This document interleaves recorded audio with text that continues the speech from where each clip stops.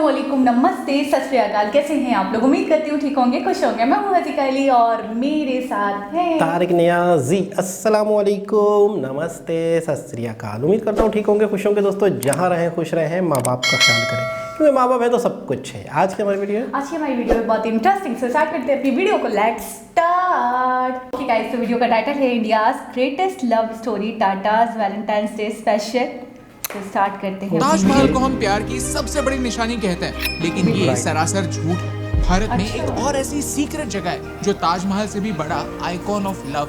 इसकी entry fees 0 है और यहाँ लाखों लोग रोते रोते आते हैं, लेकिन हंसते हंसते चले जाते हैं। कौन सी जगह है ये? इस प्यार के मॉन्यूमेंट के बारे में जानने से पहले जानते हैं कि प्यार होता क्या है। प्यार क्या होता है ये मैं नहीं जानता। इतने बड़े सवाल का जवाब मैं अकेले नहीं दे सकता। I'll need help of a friend। Dorabji Tata. Ratan Tata को हम सब जानते हैं, जेआरडी की महानता मानते हैं, जमशेदजी की आइकॉनिक स्टोरीज बच्चों को बताते हैं, लेकिन हमारी कहानी के हीरो हैं दोराबजी टाटा। भारत की पहली टीम को ओलंपिक्स भेजने में इनका ही हाथ था। इन्होंने पर्सनली हमारी हॉकी टीम को फंड किया, वही टीम जो बाद में भारत के लिए गोल्ड जीती। 14 फरवरी 1898 यानी वैलेंटाइंस डे पर उनकी शादी इस कहानी की हीरोइन मेहरबाई से हुई। और प्यार में जैसे हम एक दूसरे को गिफ्ट देते हैं, उन्होंने 2 साल बाद अपनी एनिवर्सरी पर अपनी वाइफ को एक छोटा सा गिफ्ट दिया। एक डायमंड, साधारण डायमंड नहीं, कोहिनूर हीरे से 2 गुना बड़ा डायमंड, वजन 245 कैरेट्स, कीमत 1 लाख पाउंड्स यानी आज के जमाने में 131 करोड़। इसका नाम था जुबली डायमंड। लंदन के जिन कारागिरों ने इस हीरे पर काम किया,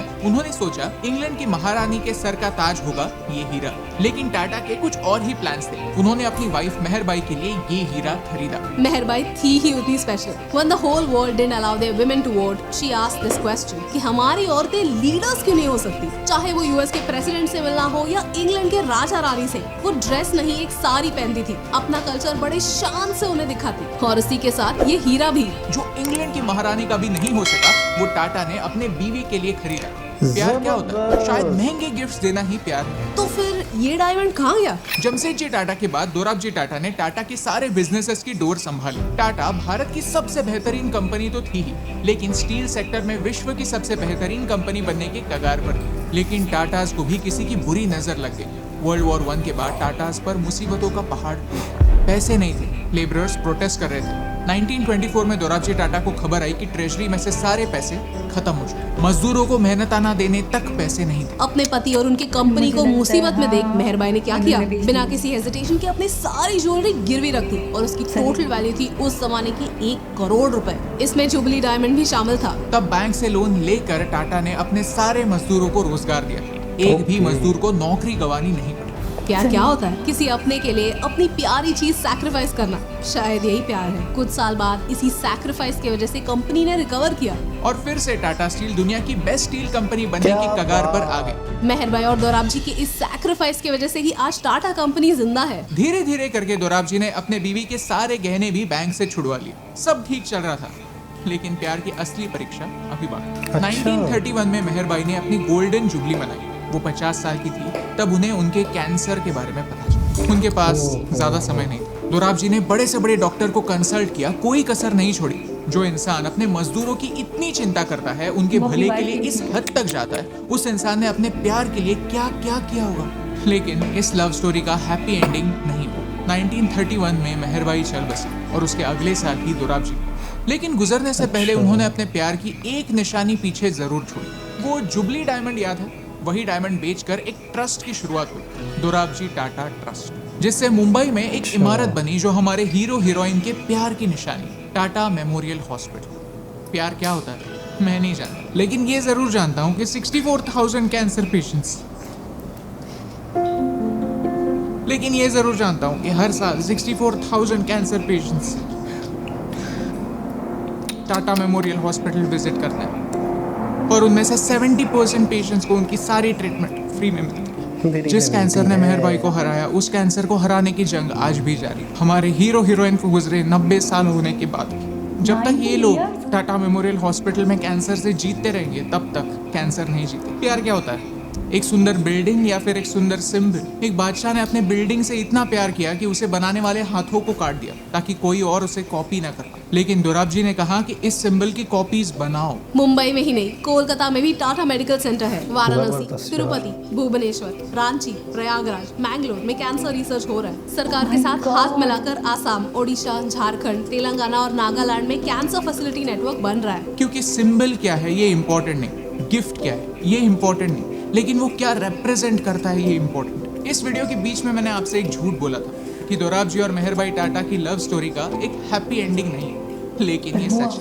क्योंकि आज जब भी कोई कैंसर से ठीक होकर घर लौटता है तब उनके परिवार को एक हैप्पी बिगिनिंग जरूर मिलती है। हमारे हीरो हीरोइन इस कहानी की हैप्पी एंडिंग देखने के लिए जिंदा नहीं है, लेकिन इसका मतलब ये नहीं कि उनकी कहानी जिंदा नहीं। कहते हैं ना, डायमंड इज फॉरएवर। लेकिन मुझे लगता है कि दोराब जी और मेहर भाई टाटा की लव स्टोरी हमें अगले पीढ़ी तक पहुंचाने की जरूरत है, उन्हें फॉरएवर के लिए याद रखने की जरूरत है। क्योंकि प्यार क्या होता है ये मैं नहीं जानता, लेकिन उनकी लव स्टोरी जैसा प्यार सिर्फ कुछ ही लोगों को नसीब होता है। ये लव स्टोरी अमर है क्योंकि ये लोगों को जीने का दूसरा मौका देती है। इस दुनिया को 1% ही क्यों ना ज्यादा प्यारा बनाता है।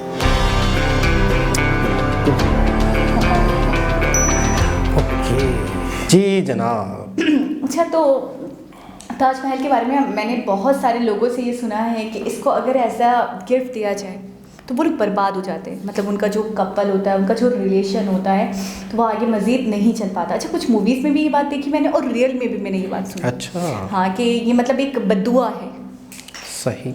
ये आपको अच्छा, एक बात और भी है कि ताजमहल बनाने वालों के हाथ काट दिए गए थे, तो कुछ ऐसी वीडियोस भी हैं जिसमें कहा गया कि ये सोच है, मिथ है, ऐसा हकीकत में नहीं है, ये अफवाह है। मैंने बहुत जगह पढ़ा है, ऐसा हम पढ़ा तो बहुत है, लेकिन कुछ जगहों पे ये भी है कि ये एक अफवाह थी। लेकिन बेहतर तो हमें नहीं पता क्योंकि उस दौर में तो हम नहीं थे।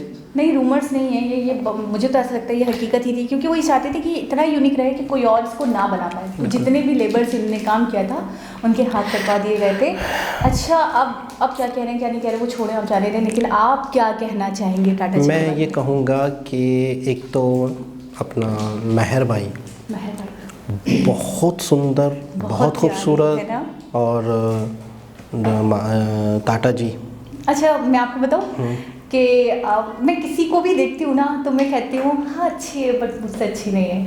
मैं किसी को भी देखती हूँ हाँ ठीक है, बस सही है, लेकिन इससे बेटर हुआ है। अच्छा, ये हाँ वाइट है बट इतनी अट्रैक्टिव नहीं है।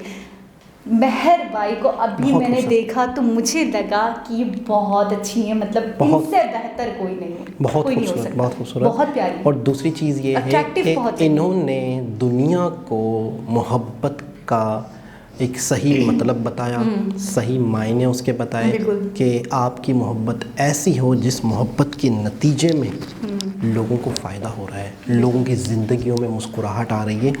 अच्छा, दूसरी तरफ मिसाल दी गई ताजमहल की, वो भी बहुत एक्सपेंसिव बना होगा अपने दौर में, बहुत ही मेहनत से बना, वो भी प्यार की निशानी, कई साल लग गए उसमें। तो उस पे मतलब क्या लोगों को फ़ायदा हो रहा है उससे। एक टूरिस्ट प्लेस है, ज़रूर दुनिया आती है, देखती है, ठीक है ना। उसके अलावा उससे किसी की ज़िंदगी पे कितना फ़र्क पड़ रहा है। अच्छा, कैंसर वाले लोग, यानी कि इतना एक्सपेंसिव इलाज होता है इसका, और मतलब ऐसा होता है कि जो ज़िंदगी की उम्मीद छोड़ चुके होते हैं। अच्छा, आज भी हमारे यहाँ, मैं पाकिस्तान की बात कर रही हूँ, कि अगर किसी को कैंसर हो जाए तो वो बिल्कुल होपलेस हो जाता है। और आपको पता है, चले इंडिया में तो इलाज हो रहा है, हमें हमारे ज़्यादातर डॉक्टर ये कह देते हैं कि जी ये तो लाइलाज है, कुछ नहीं हो सकता। अब बहुत एक्सपेंसिव इसकी, मतलब जो भी सर्जरीज हैं बहुत एक्सपेंसिव इसका ट्रीटमेंट है, कुछ नहीं हो सकता, ये बहुत बढ़ चुका है, हम इसको कंट्रोल नहीं कर सकते। तो बहुत सारे लोग तो वहीं से मायूस होकर, वो डिसअपॉइंट होकर आ जाते हैं। जैसे एक वीडियो और हमने देखी थी कि पाकिस्तानी डॉक्टर्स वैसे इतना कॉपरेट नहीं करते जितना इंडियन डॉक्टर्स करते हैं। आपको पता है, हम इमरान खान ने एक कैंसर हॉस्पिटल बनाया था, बनाया शौकत खानम। तो अक्सर मैंने उसके बारे में आर्टिकल पढ़े और लोगों की बातें सुनी कि ये सिर्फ़ और सिर्फ नाम का फ्री हॉस्पिटल है। यहाँ तो पर फंडिंग होती है, वहाँ फंडिंग होती है, चैरिटेबल है वो, लेकिन कहा गया है कि वहाँ पे अच्छे खासे पैसे लिए जाते हैं और मखसूस लोग हैं, कुछ का इलाज फ्री कर देते हैं ये लोग, लेकिन वो फ्री नहीं रहा, वो फ्री नहीं। और आपको पता है हमारे यहाँ पे एक आगा खान हॉस्पिटल है, एक लियाकत नेशनल है, ये कराची के सबसे महंगे हॉस्पिटल है। और आपको तो टॉप है। और आपको पता है ये आगा खान हॉस्पिटल किस तरह बना था? किस तरह? आप यकीन नहीं करेंगे, कराची का सबसे महंगा हॉस्पिटल है। ये ट्रस्ट है, ये फ्री ऑफ कॉस्ट ज़मीन हुकूमत से लेके बनाया गया है। और इसका बनाने का मकसद ये था नॉन प्रॉफिटेबल इदारा, यानी कि इसमें हम इलाज करेंगे फ्री ऑफ कॉस्ट। और हुकूमत ने करोड़ों अरबों की ज़मीन फ्री ऑफ कॉस्ट दी आगा खान को, उन्होंने ये हॉस्पिटल बनाया। आज वो कराची का सबसे पाकिस्तान के महंगे हॉस्पिटल में शामिल है। इसी तरह लियाकत नेशनल भी, ये भी सबसे ज़्यादा महंगा है। ये किसी ज़माने में हुकूमत की मदद से बनाए गए ये हॉस्पिटल हैं। आज ये सबसे महंगे हॉस्पिटल बन चुके हैं। तरीक़ेकार चेंज कर दिया इन्होंने आहिस्ता आहिस्ता आहिस्ता आहिस्ता करके। आज ये प्रॉपर एक, मैं कहता हूँ, बहुत बड़ी कंपनी और फैक्ट्रियों से ज़्यादा अर्निंग कर रहे हैं, लेकिन वो ज़मीन फ्री ऑफ कॉस्ट। अच्छा, वो ट्रस्ट पे थे। मैं आपको बताऊँ, ज़्यादा दूर नहीं जाते, मेरे बड़े पापा जो हैं उनको मतलब कैंसर हो गया था, मतलब अर्ली स्टेजेस पे, फर्स्ट स्टेज थी उनकी। तो उन्होंने ट्रीटमेंट करवाया था आगा खान से। आपको पता है 10 to 15 lakhs लगे थे, सिर्फ लेज़र ट्रीटमेंट करवाई उन्होंने। बिल्कुल स्टार्टिंग था, बिल्कुल इनिशियल स्टेज था उनका, फ़ौरन ख़त्म कर दिया। फ़ौरन ख़त्म। वो लेज़र ट्रीटमेंट होती है ना, जिससे बिल्कुल जला देते हैं। सर्जरी हुई है यहाँ से और लेज़र ट्रीटमेंट हुई है। तो वो बता रहे थे 15 लाख के झटके में आए थे वो।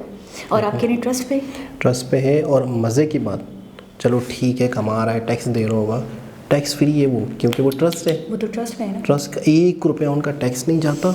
और जितनी भी, अच्छा, आगा खान जो हॉस्पिटल है उसकी बहुत बड़ी ज़मीन है, बिल्डिंग नहीं है ये ज़मीन पर ही बहुत बड़ा फैला हुआ है। बिल्डिंग भी है, काफ़ी बड़े रकबे, ठीक है ना। साथ में लियाकत नेशनल है। ये दोनों फ्री ऑफ कॉस्ट बने थे।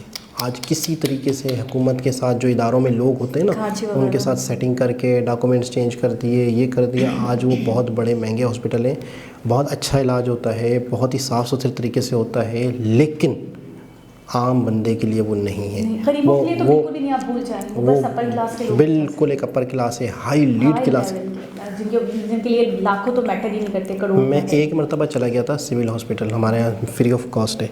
आप, मुझे ऐसा लगता है कि ये इतनी आवाम, मुझे ऐसा लग रहा था कि कम से कम इस तरह के 4 हॉस्पिटल और हों तब इनको पूरा कर पाएंगे। एक औरत खड़ी हुई है, बहुत दूर लाइन लगी हुई है, औरत बहुत दूर, 2:30 बजे पर्ची का नंबर ख़त्म हो जाएगा। वो पता नहीं कराची के किस कोने से आई हुई है, उसका नंबर नहीं आएगा, उसका नंबर। अच्छा, कड़ी धूप, बूढ़ी औरतें, उनके साथ जवान बच्चियाँ साइड पे ज़मीन पे बैठ रहे हैं, कोई वहाँ बैठ रहे हैं, पसीने हो रहे हैं। अच्छा, बीमार आए हुए, वो बीमार आए हैं और वहाँ पे कोई बैठने की जगह नहीं, कोई सुकून की जगह नहीं। पानी तो आप भूल ही जाएं।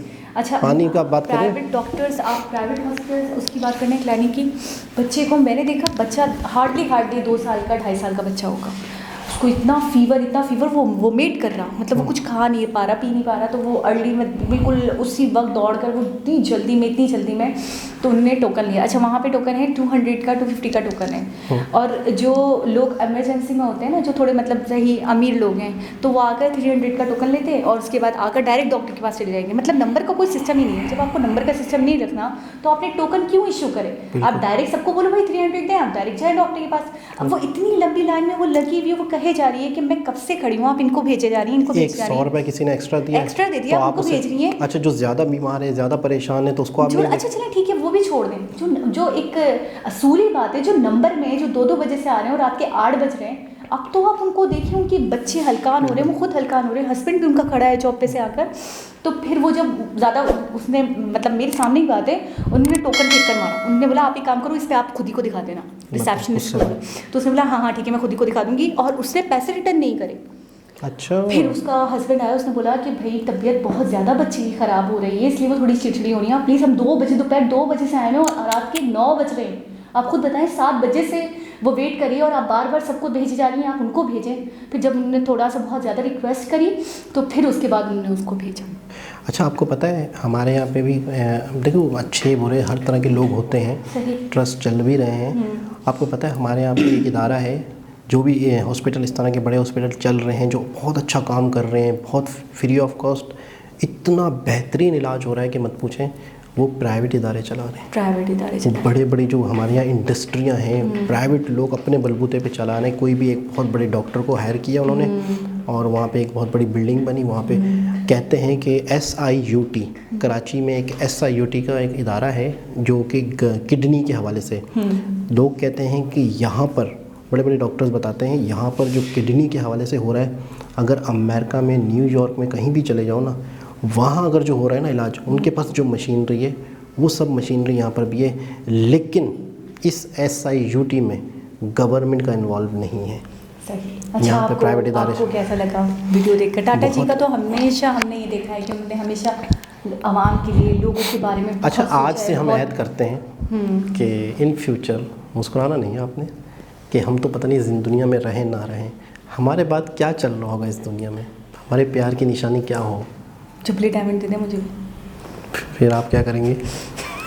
मैं इदारे की बात कर रहा हूँ, हमने कौन सा मेरे इदारा? पढ़ने के बाद आप भी एक ट्रस्ट बना हो सकता है मैं पहले चला जाऊँ। हाँ, वैसे चांसेस हैं। तो मैं जुबली डायमंड रख लूँगी ना, आप मुझे कुछ नहीं देख सकते। मैं इदारा खोलना चाह रहा हूँ एक बार जुबली डायमंड तो पहले क्लियर करें, जुबली डायमंड पहले आया था, इदारा बाद में आया है। मैं सीरियस बात कर रहा हूँ। मैं भी सीरियस हूँ। हम डायरेक्ट इदारा अच्छा, खोल वो लेते हैं। डिजर्व करती थी ना वैसे जुबली डायमंड। आपके नाम पे रख लूँगा बस, और बताएं। मैं क्या डिजर्व करती हूँ? बिरयानी से ऊपर आइएगा तो। बिरयानी से ऊपर होगा। आप एक गोल्ड का नेकलेस हो गया, गोल्ड का गोल्ड का, गोल्ड भी नहीं निकल रहा, जुबान लड़खड़ा उसके अंदर 2-4 हीरे लगे हैं, वो बड़े बड़े से नहीं, छोटे छोटे से भी, बड़े बड़े से भी उसके तो फिर कब दे अंदर। रहे हैं आप मुझे? छोड़े, बाकी मुझे नहीं देखना है उसको। हाँ, आगे बताएं कब दे रहे हैं। तो मैं सोच रहा हूँ कि वो भी दूंगा, लेकिन उससे पहले हम एक इदारा बनाते हैं। बहुत अच्छा। एक इदारा बना रहे हैं हम, अच्छा सा तय कर रहे हैं हम, वो प्रॉमिस। बेच कर बना लेंगे। पहले वो पहनोगी, फिर वो उससे पहले बनना चाहिए, लेकिन एक इरादा तो करते हैं। आप बताएं। मुझे एक लतीफ़ा याद आया, सुनाओ। अपने व्यूवर्स को सुनाती हूँ। अच्छा, हुआ ये था कि एक हस्बैंड और एक वाइफ, नहीं पहले तो हस्बैंड वाइफ नहीं थे, एक लड़का और एक लड़की वैलेंटाइंस डे वाले दिन ना भाग कर उन्होंने शादी कर दी। तो शादी करने के लिए, निकाह करने के लिए उनको एक मौलवी की ज़रूरत थी, तो उन्होंने एक मौलवी को बुलाया। जब वो घर के अंदर ना, किसी दोस्त के घर के अंदर वो लड़का उस लड़की को लेकर गया था और छुप गए वो लोग, और फिर कहा निकाह करने के बाद हम फैमिली के सामने डिस्क्लोज कर देंगे, फिर कौन क्या उखाड़ देगा हमारा। तो वो छुप कर उन्होंने मौलवी को बुलाया, मौलवी ने निकाह से बढ़ा दिया। उसके बाद उन्होंने बोला कुछ, मतलब कुछ पैसे वगैरह जो भी है आप खुशी से देना चाहो दे दो। तो उन्होंने कहा नहीं आपके कितने बनते हैं? तो मौलवी ने कहा नहीं, जो आपकी खुशी में आप जितने कहेंगे मैं उतने ले लूँगा, जो आपकी खुशी हो। आप एक काम करो, दुल्हन की खूबसूरती के हिसाब से दे दो। तो उसने 1 रुपया दे दिया। तो उसको, मौलवी को तो गुस्सा आया। इतनी देर में बहुत तेज़ हवा का झोंका चला और उसका ना पल्लू, वो ऐसे पल्लू करके बैठी हुई थी, उसका पल्लू उड़ा। मौलवी ने हल्की सी झलक देख ली लड़की की। उसके बाद उन्होंने 8 आने वापस करे और कहने लगे ये तुम्हारे बकाया पैसे। ज़्यादा दे दिया था। तो मैं उतनी खूबसूरत तो नहीं हूँ ना कि मौलवी 8 आने आपको वापस करे। मैं क्या कह रहा हूँ? आप कितने देते अगर वो आपसे मांगते तो? कितने में से? वो कहते आप अपनी वाइफ की खूबसूरती के हिसाब से देते। दे देता, 5-10 हज़ार दे देता। 5-10 हज़ार की दिखती हूँ मैं आपको? तो उनकी फीस इतनी ही बनती है ना? नहीं, खूबसूरती के हिसाब से देने आप। तो मैं क्या जेब में नहीं हो तो मैं कहाँ से देता इतने लाख रुपए? तो एक बहुत ही खूबसूरत वीडियो है जिसमें हमें प्यार का सही मतलब, सही मायने पता चले कि किस तरह से किसी के प्यार को एक ज़िंदा, एक खूबसूरत शक्ल दी जा सकती है। और हमेशा ज़िंदा रखा जा सकता है। एक वो शक्ल भी है जिससे आवाम को इतना फ़ायदा नहीं है, कि ये शक्ल भी है जिससे दुनिया के अंदर या एक मायूस लोगों के अंदर ज़िंदगी की नई दौड़। बिल्कुल, बहुत बड़ी बात है। तो दोस्तों, दोबारा किसी और वीडियो के साथ आपसे मुलाकात होगी। जब तक के लिए अल्लाह हाफ़िज़।